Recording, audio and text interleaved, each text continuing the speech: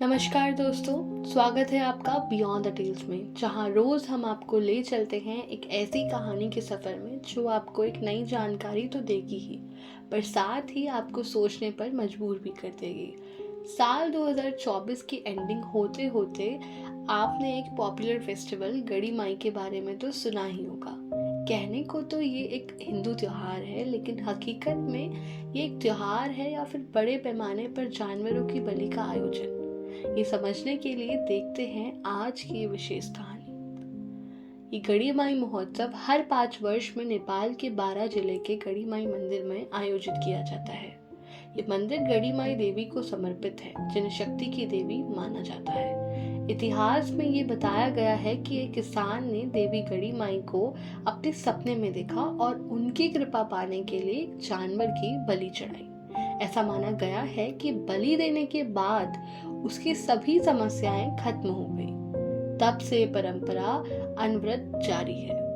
अगर वास्तविकता की बात करें तो इस महोत्सव में बड़े पैमाने पर जानवरों की बलि दी जाती है और इनमें से अधिकांश जानवर अवैध रूप से भारत से नेपाल ले जाए जाते हैं।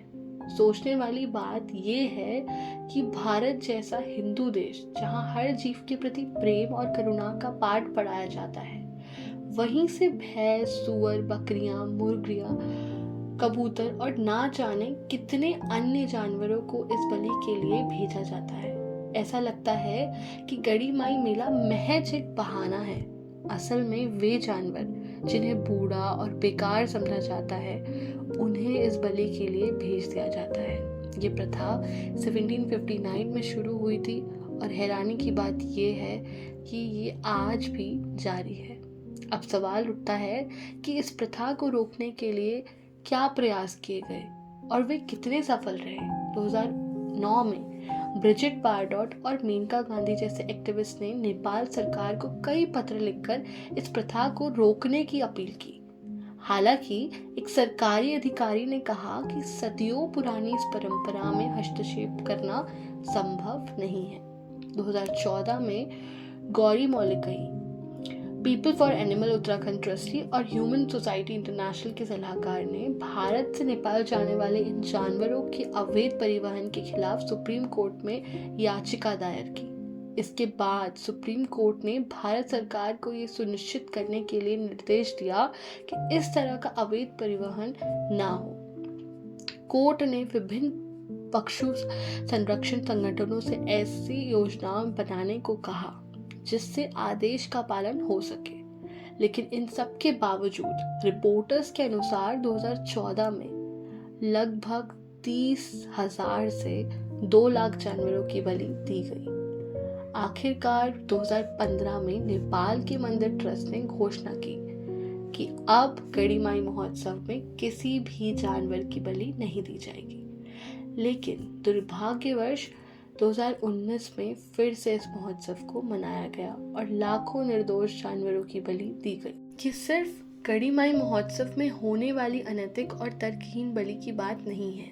आज जब हम इतना विकसित हो चुके हैं, तो क्या हम ये सोचने के लिए तैयार नहीं हैं कि भगवान को प्रसन्न करने के लिए किसी निर्दोष की जान लेने की जरूरत नहीं है। हमें ये समझना होगा कि ये हमारे दिल और दिमाग के साथ साथ पर्यावरण के लिए कितना हानिकारक है। इतने बड़े पैमाने पर खून खराबा मेलों में शामिल बच्चों के मन पर क्या असर डालता होगा। हमें गंभीरता से सोचना चाहिए कि हम किस दिशा में जा रहे हैं।